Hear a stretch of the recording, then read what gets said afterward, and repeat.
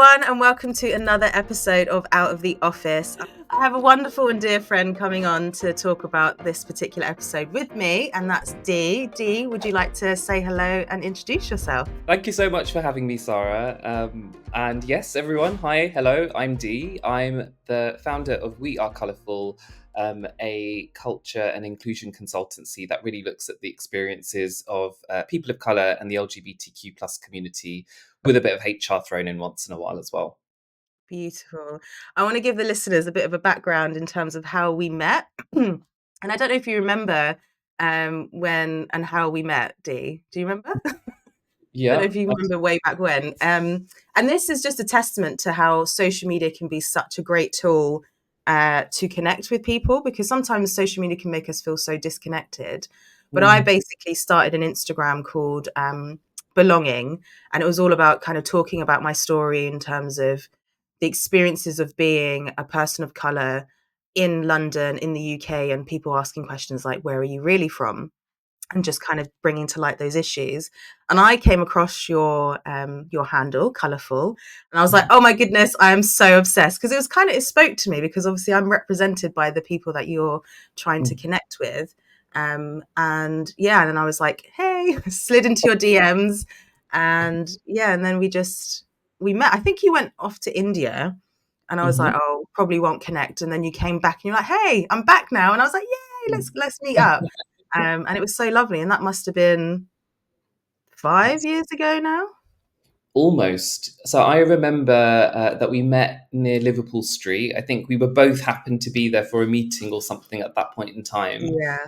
And then we met up, and then the world went into lockdown. And actually, what I really appreciate about our friendship, along with someone else, Darren, who I'm sure will one day also be on this podcast, I've no doubt, is that the three of us, I felt like all working in this space became close. And actually, you were a real support network to me, particularly during the pandemic. A, just us having our own experience of the pandemic, but B, I think the DEI issues that were coming up during that time that we were expected to respond to, felt like we all held like a really great space for one another, just to talk, share, support. So that friendship has been invaluable, and I'm really glad that it lives on today. Oh, trying to make me cry already. No, when I look back on that, I have such fond memories, because we started the Wake Up Call newsletter as well, and we did that for Yes. like 6 months, which was so much fun. And I think actually it gave us like purpose to having those regular meetings. But we spent most of those times when we would be on a video call just catching up and just, leaning on each other, being like, oh my goodness, this pandemic's taking it out of me, or like work is being really like, such a struggle. So it was such a great, I feel like you, me, and Darren just created this really unique bond, which I'll forever be grateful for. Yeah. Ditto. Now, Darren's having a baby, which just feels like amazing and so sweet. And hopefully, once she's settled down, she'll be a guest on the podcast as Yeah. well. Her and Bubba, they can come together. Oh, that was so cute. So let's dive into the episode and talk about all things The Office. And you're a fan of The Office. You've seen the show, right? Yeah. Great TV, and just so smart. So smart. I feel like comedy like that is really hard to pull off. And the fact that they've done, particularly in the US, for so many consecutive seasons, genius writing. Absolutely. And in earlier episodes, I've talked about how there are writers and producers of the show who have done it for the first time with The Office. They've not actually had experience before doing it. So, like Ryan, for example, and Mindy, two of the characters in the show, they also write episodes. And that's something that they first did with The Office, which I just think is a testament to how wonderful and brave the show is to bring on, writers that haven't written before. So, just goes to show, if you take a bit of a punt on your junior members or people that haven't done something before, you might come out with something extraordinary, which The Office is. So because of your background in HR, I was like, the perfect thing to talk about is obviously Toby and Michael and their dynamic, because they just completely butt heads in the entirety of the show. And I thought the episode that we would look at is Frame Toby, which is from season 5, episode 9.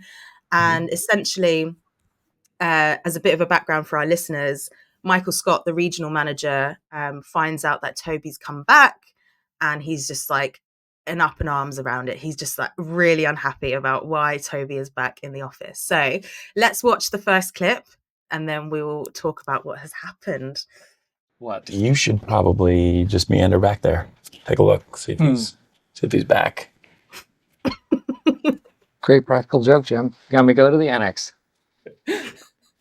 I'm like, No, God! No, God, please, no! No! And that's No! the most infamous, I think, meme and GIF that people use. So if anyone didn't know where that comes from, that is the clip, and that is why Michael Scott does that. It's absolutely hilarious, honestly. Have you had it ever in your experience seen a senior leader or any leadership team have such a strong, like, negative reaction to HR from your experience? I mean, I know Michael Scott is like an extreme version, but I can't imagine it's like too distant from the truth in terms of like how people must feel about HR in some regard. Yeah. I was gonna say, like, wow, in that, just seeing that scene again, I'm like, gosh, what did Toby ever do to you? Toby is just trying to do his job. Let Toby crack on. I think I can speak on behalf of a lot of HR folks that we are often just trying to do our job, and we're trying to do it really well, and hopefully trying to help both an organization and its people have a good experience.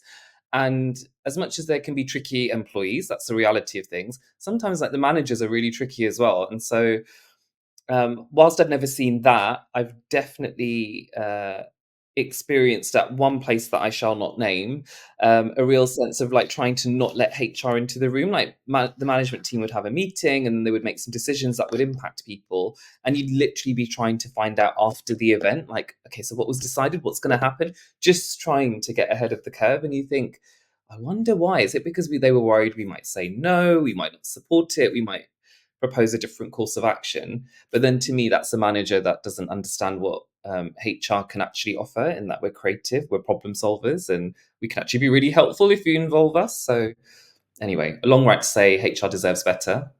Oh, 100%. I think people have a real, I think some people have maybe misconceptions about what HR is for, and I've heard this in different roles and different clients, different circles, that HR is there to protect the company at all cost. It doesn't care about people, and then we've seen this like moved from calling the HR department HR to the people team or people operations to try and, I guess, humanize it, even though HR has the word human in it. But it's very interesting that almost HR is, would you say, almost like bad PR? And that's kind of maybe what's happened here, and people kind of misunderstand the true nature of HR? Or do you think there's been a journey maybe that HR has shifted in recent years? Such a great question. Like, I think back to when I started my career. So personnel is what it was called then. And that sounds so awful. Like, it was just and it felt very, I guess, admin heavy, process policy heavy. And at that time, it was being rebranded into HR. So, and I think HR was almost too corporate, if I think about it now, because yes, like human resources, like just the fact that we're called resources, like technically, I guess the harsh truth is that we are a unit of resource in a capitalist system. I mean, let me not even go down that route. But anyway, human resources. And I think that made it feel slightly cold. And actually, HR's practice was more about how do you get the best out of people to help a business succeed. Whereas now, as you say, people and culture feels more balanced. You're thinking about an environment that's inclusive and enabling. You're thinking about how do you help the organization succeed, but not at the cost of an employee or a person, and their well-being and what they may need to succeed and grow. And I feel like that's definitely shifted, at least from my experience since I started my career. Yeah, because how many years have you been in HR? I feel like this is like, this is like when you're at a dinner party and someone asks you how old are you, and I love this part because generally people think I'm younger than I actually am, so it works out well. But I did think, what if it was the other way around? People thought I was younger and actually had to keep, no, if they thought I was older than I was, and that would be like, anyway, I've been in HR for about, so almost like HR DEI total career, it will have been 20 years, which sounds Wow. wild to say that out loud. That's amazing. to be in HR for 20 years. Not because it's HR, but more because I think in today's age, like we see people doing different jobs, freelancing in these directions and doing all different types of stuff and jumping from different roles, which is really great. But it's also great to stay in one career too. But thinking about Toby, and when I was like kind of reflecting on him, and he talks about why he gets into HR, not in this episode, but a different one. And he was like part of a monastery, and it's quite a funny story. He fell in love with a woman and decided to obviously marry her, so he had to leave the monastery. He then got divorced and then was like, okay, what can I do next? And then was like, oh, I'll just do HR. So he doesn't really have like a passion for HR, and he's just kind of doing it to just do it. Yeah. And I guess I've never really asked you, and I guess I'm curious to know, like, what was your journey into HR? Like, what motivated you or pushed you to go into this industry? So I think there's definitely that perception of HR that you mentioned, and I think there are many people that have ended up in HR because of a kind of, as you say, misconception about what the profession is. Like, I'm good with people, or I'm a people person, and I think those things take you to a point, but actually working in HR or people and culture is so much more different. So my background is in psychology, so it was a choice. I remember that as part of my degree, I had to do an industrial placement, and I did that at British Airways back in 2001. And I remember when I started about 2 months in, unfortunately, September the 11th happened. And for the airline industry, obviously, it was like incredibly shocking. And I mean, beyond the tragedy itself, I guess that was one of the sectors that was impacted the most. And it meant that gone there to help with recruitment, but actually recruitment was frozen, and all of a sudden the organization was going through significant change. And my role changed overnight into helping with organizational change, supporting people who were leaving the business, helping kind of support the processes to match people into new roles. And I remember at that time thinking, wow, like actually BA in general at the time was doing its best to look after its people, but it had to do some difficult things for the organization. And I guess I saw in that moment how, I guess, business objectives and taking care of people came together. And I was like, oh, this is really interesting. This isn't what I thought HR was. And I became much more interested in that side of HR. And then the rest is history. Love that.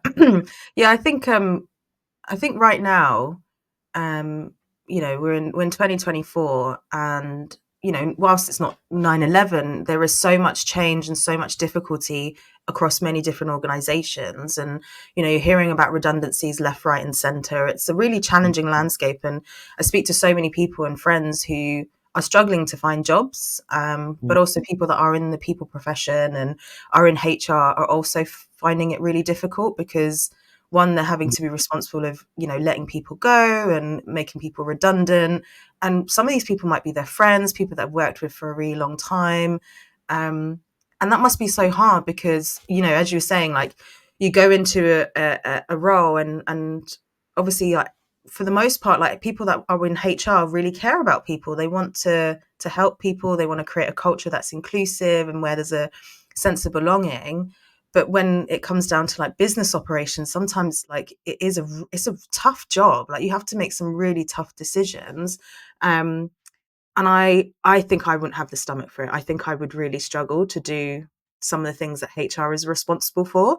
And I really admire, a lot of people that have been in HR and have had to go through such tumultuous times and things like that in terms of crisis, because that's almost like the backbone of the business, right? You have to keep it together to like help things feel like, okay, there's a sense of stability, there's a sense of like it's going to be okay.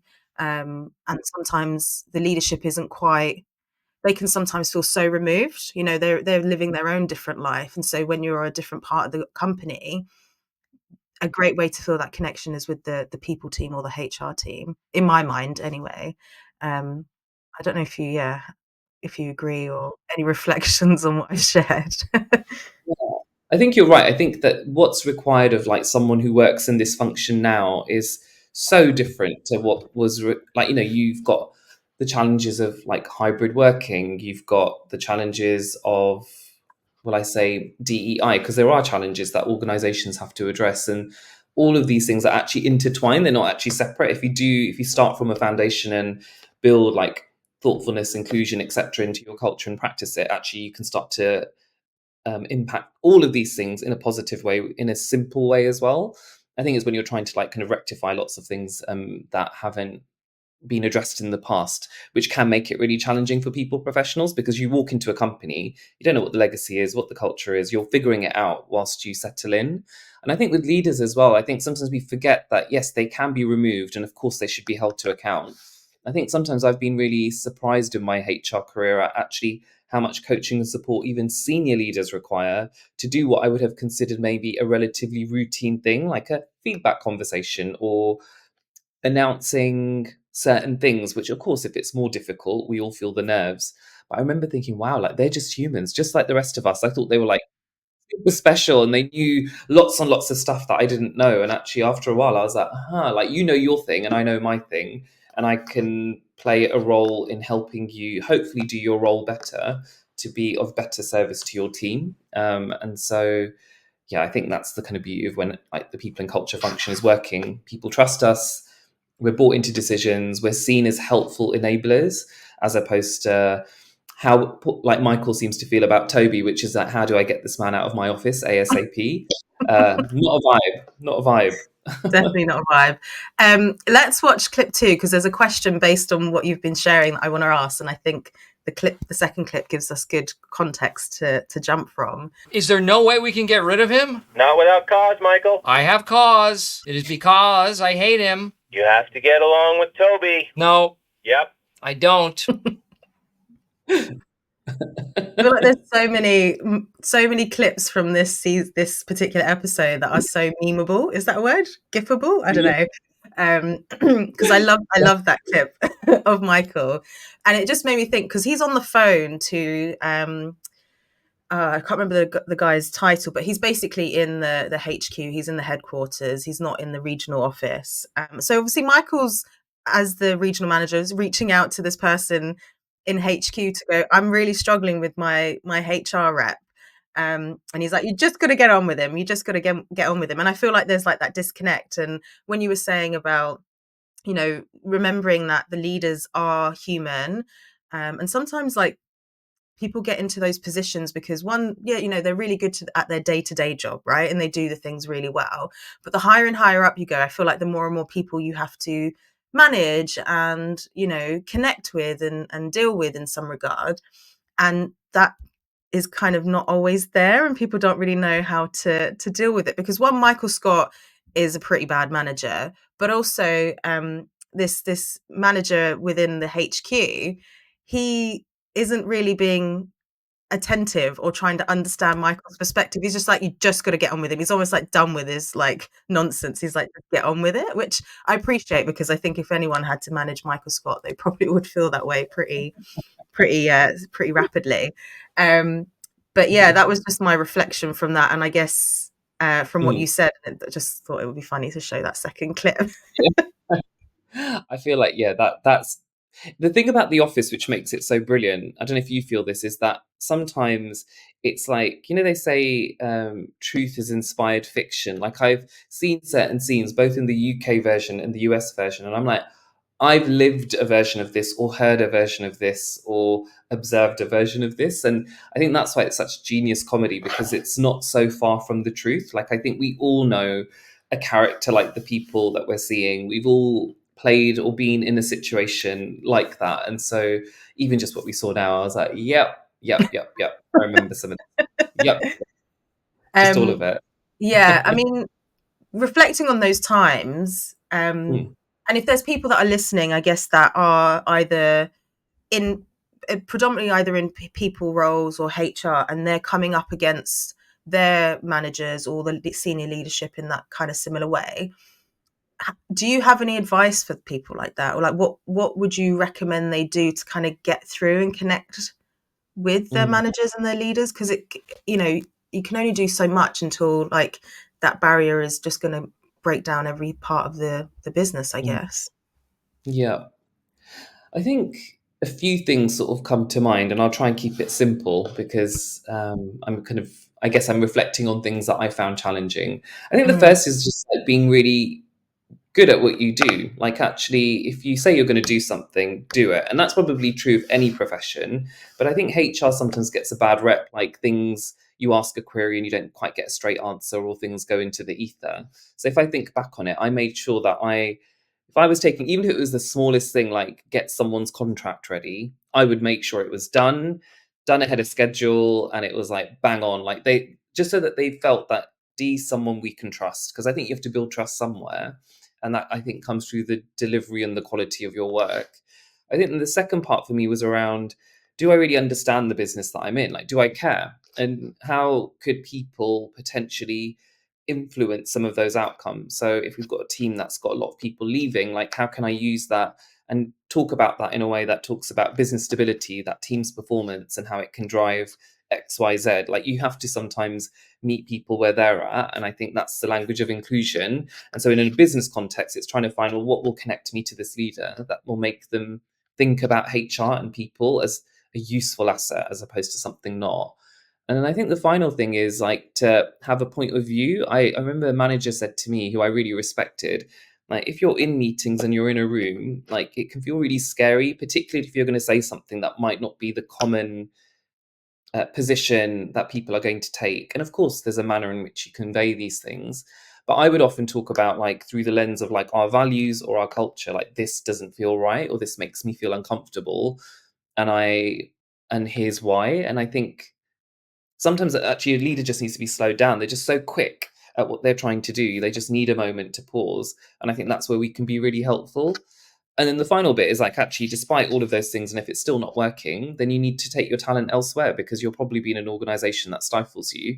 And I think I learnt that the hard way at certain points of my own career. And I'm really glad I took the decision to vote with my feet, because it led me to like the best opportunities and like the right places. And like I said, here I am. here you are. And Colourfull is a true testament to, yeah, everything that you do, which I think is wonderful. And thinking about Colourfull and kind of that angle of it, I was just reflecting as a person of color and actually someone who is queer.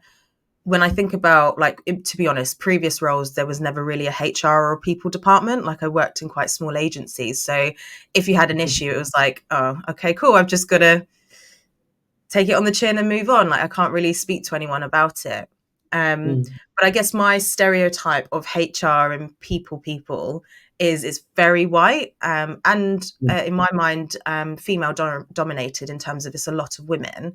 I was mm. watching a show at the weekend, Unbreakable Kimmy Schmidt, which I find absolutely hilarious. And there's a clip where there's the guy, one of the characters, brings in all the HR from the team. So he basically walks up to the reception desk and says, I need to speak to Linda in HR. And the receptionist is like, which one? And he's like, all of them. And then there's like this row of Lindas from HR just sat at the table. It's absolutely hilarious. I was like, that is my stereotype, I guess, of HR. Yeah. Maybe not so much now, because obviously I've connected with so many people in the profession, and my idea of it is definitely different. But I feel like there's probably a lot of people out there that have maybe stereotypical views, and maybe rightly so, because there isn't that diversity within the profession. Mm, But as a person of color, and being queer myself, like, I think it would be a barrier for me if I was trying to raise concerns around like discrimination or microaggressions and things like that. If the person I was going to was like, no offense to any Lindas, but like that kind of stereotypical Linda in mm, HR type thing. And not saying that they wouldn't understand, but it definitely puts you on the back foot where you're like, oh, are they going to understand? Are they going to get it? Or are they going to dismiss it? Or is it never going to be brought up, or never going to be kind of resolved? mm, So sometimes I think, yeah, there must be people out there that are like, you know what, it's not even worth bringing this up, because, yeah, HR isn't going to understand. mm. Yeah, it's such an interesting point, because I think, like, with things, well, I guess like HR is an extension of an organization's culture. That's my belief. Not everyone will agree with that position, but I think, how HR often acts and behaves is should be, in my mind, directly influenced by an organization's values. And so if there's a disconnect, you're right. I think people in general, regardless of their backgrounds, probably won't come to HR. But you're right, when then you layer it on with like identity, I think that can present some further challenges.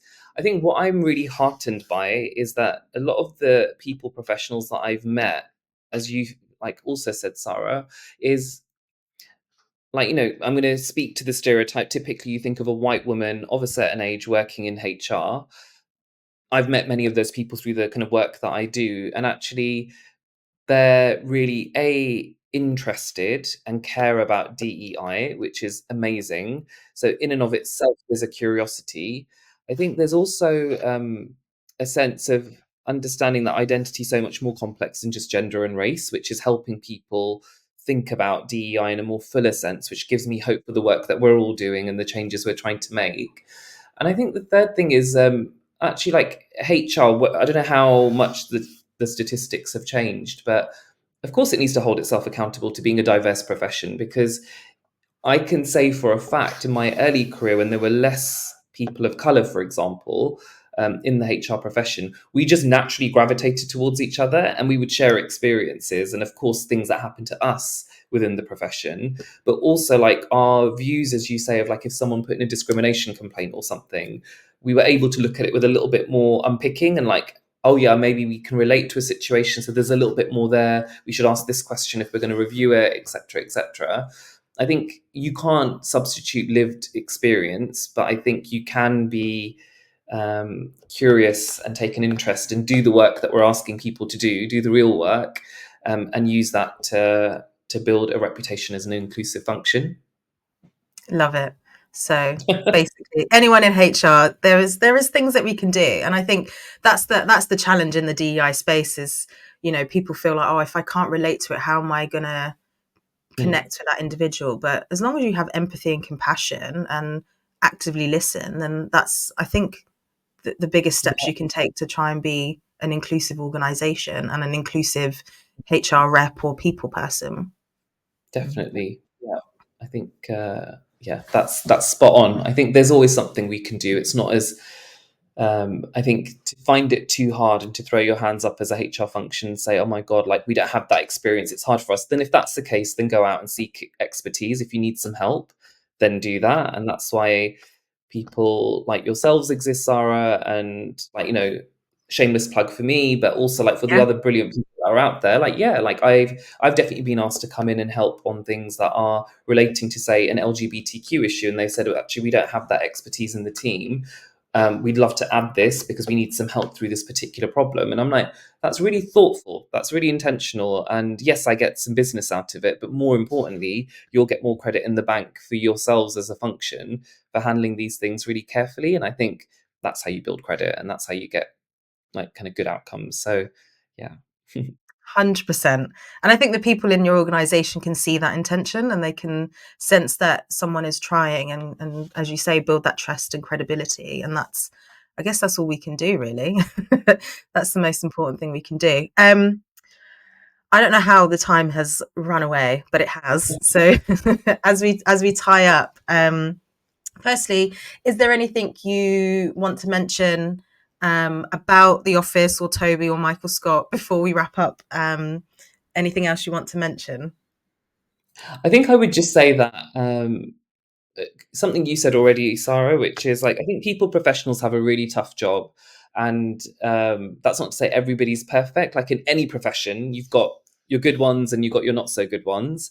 But I think generally most people that I've come across in my career are trying to do their best and trying to do the right thing. So I would ask people who don't work in that function and maybe want to interact with that function, like go with a leap of faith, and you might be surprised by what you might get back. And actually, to all business leaders out there, like get the best out of your people and talent teams, like talk to them, like get them involved, and you'll get so much more like bang for your buck. Because I think actually it's one of the best professions to work in. I've really enjoyed it. I've not hated my HR career, and you just get to meet fascinating people and do fascinating things. Anyway, that's my shout out for HR. I'm like, give them some love if you're not giving them some love already.